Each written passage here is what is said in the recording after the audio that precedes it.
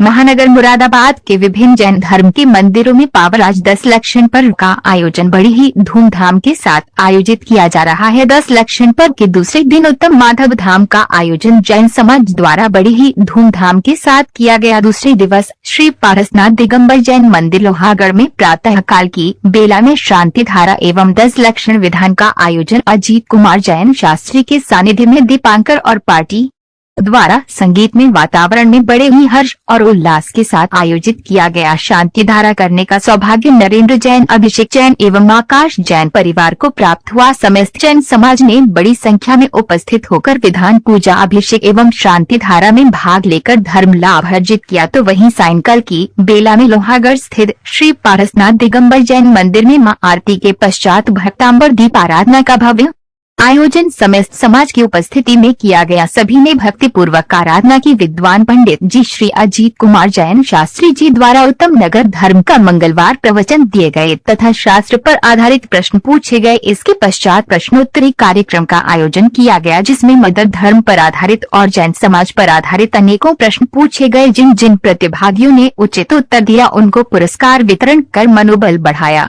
गया। इस मौके पर मुरादाबाद दिगंबर जैन समाज के अध्यक्ष अनिल जैन, मंत्री अरविंद जैन, उपाध्यक्ष राजीव जैन, उपमा जैन, समीर जैन, महिला जैन समाज की अध्यक्ष नीलम जैन, मंत्री शिखा जैन, प्रीति जैन, सीमा जैन, रिचा जैन आदि उपस्थित रही। अनिल जैन के सानिध्य में प्रायोजक नरेंद्र जैन, विवेक जैन परिवार द्वारा प्रतिभागियों को पुरस्कारों का वितरण किया गया। कार्यक्रम के बारे में महिला जैन समाज की अध्यक्ष नीलम जैन 5 ने जीत ली और 5 ने तो फिर 1 ने ही नहीं, ऐसा किया संपूर्ण पुरुष हुआ। उन्होंने कहा कि उनकी बाल लीला का चित्र बनाया जाएगा, तय हो गया। चित्रकार के पास जाया गया और उसे बताया गया और दूसरा तय हुआ कि इनके प्रतिद्वंदी का भी चित्र बनाया जाएगा। किसका बनाया जाएगा? इनके प्रतिद्वंदी का भी चित्र बनाया जाएगा, जिसने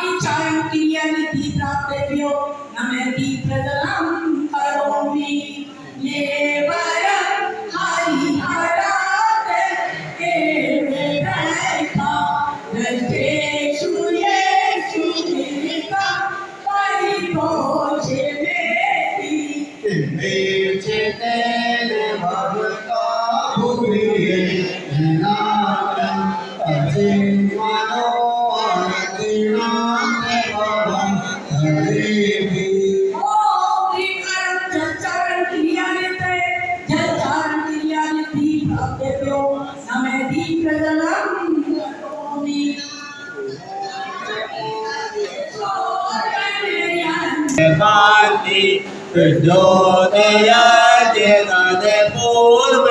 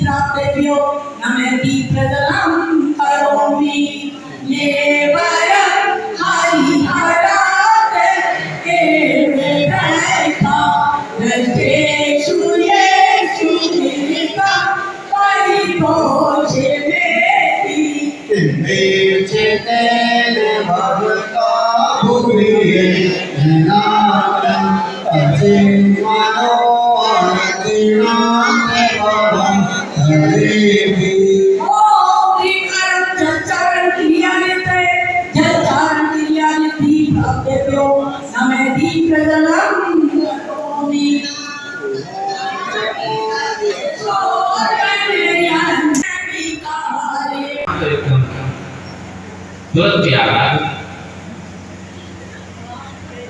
मैं अपना तो तय हो गया। गए चित्रकार के पास गए, चित्रकार से अपनी मांग रखी गई और मांग रखने के बाद उसने कहा कि हाँ कार्य हो जाएगा। मुझे 2-4 दिन की मोहलत दी। 2-4 दिन वो गलियों में घूमा, बगल बगल में गया और एक दिन वही भाव भंगिमा को लिया हुआ, निश्चल वृत्ति को लिया हुआ एक बालक उसे दिख गया जो दूर में धूसर हो रखा था। बाल उसके बड़े घुंघराले थे और चेष्टाएं एकदम निश्चल थी, बेपरवाह थी, किसी भी तरह से किसी की परवाह नहीं कर रहा था। और उसने उस बालक के चित्र को, बालक इतना बड़ा था कि होश में था, यानी करीब 7-8 वर्ष का रहा होगा, और उसने उस बालक को सामने बैठा करके ज्यों का त्यों चित्र उसे उत्कीर्ण कर दिया।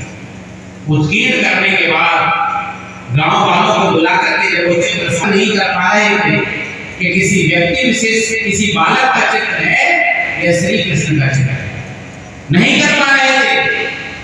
और वो चित्र उन्होंने गांव वाले को चित्रकार ने सौंप दिया। गांव वाले भी बड़े प्रसन्न थे और चित्रशाला के अंदर में उस चित्र को लगा दिया। अब गांव वालों की दूसरी मांग क्या थी? दूसरी मांग क्या थी? कंस का चित्र बनाना। बोले इस कंस का चित्र बनाने के लिए मुझे समय दीजिए। उसे समय दिया गया। उसने बहुत खोजा, बहुत साल बाद खोजा, 2 साल खोजा, लेकिन कंस के जैसा कोई विकराल व्यक्ति मिला नहीं। अरे भला मिला भी कैसे, मिलता भी कैसे, जो नवजात शिशु को पकड़ करके पछाड़ दे, इतनी क्रूरता किसी मानव में कैसे आ सकती? बात समझ रहे कि नहीं समझ रहे? बालक तो मिल गया, श्री कृष्ण जैसी बाल लीला करने वाला को सुलभता से मिल गया, लेकिन इतना बड़ा पापी कहां से लाए कि जिसके अंतरंग में इतनी क्रूरता भरी पड़ी हो, जिसके अंदर में इतनी दरिद्री भरी पड़ी हो, जिसके अंदर में इतनी पाप हिंसा भरी पड़ी हो, जो नवजात बालक को उठा करके प्रसाद देता था। इतनी क्रूरता किसी सामान्य आदमी में नहीं आ सकती है, इसलिए उसे नहीं मिला, ऐसा व्यक्ति ही नहीं मिला। और बात आई गई हो गई, 10-2 वर्ष नहीं 20-20 वर्ष बीत गए। बीतने के बाद एक बार वक्त की बलिहारी है, इस जवानी पर कल भी बताया था, इस यौवन पर, इस जीवन पर घमंड करने से कोई लाभ नहीं है। अंजलि जलसम जवानी क्षीण होती जा रही, प्रत्येक पल जर्जर जरा नजदीक आती जा रही। काल की काली घटा प्रत्येक क्षण मंडरा रही, किंतु फिर भी विषय तृष्णा तरुण होती जा रही। तृष्णा जवान हो रही है और बाकी सब का सब बूढ़ा हो रहा है। अंजलि जलसम जवानी क्षीण होती जा रही है। जैसे अंजलि में अगर जल को भर लिया जाए तो प्रत्येक बूंद बूंद करके झरता रहता है कि नहीं झरता है, ऐसे ही हमारी जवानी झड़ती जा रही है। प्रत्येक पल जर्जर जरा नजदीक आती जा रही है, प्रत्येक पल जर्जर अवस्था नजदीक आती जा रही है। आईने में कभी खुद को देख लीजिए,